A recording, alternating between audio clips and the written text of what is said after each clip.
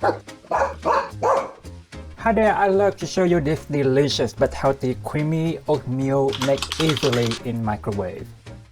Start with half cup of old-fashioned raw oats, 1/4 teaspoon cinnamon, pinch of ground ginger and salt, a bit of vanilla extract, half to 1 tablespoon of honey, and finally half cup of 2% milk.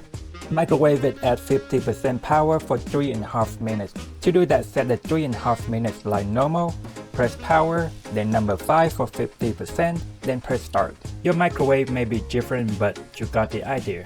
Stir and let sit for 1 to 2 minutes so the oats have more time to absorb the milk and release more starch for creaminess. Then you can just dig in.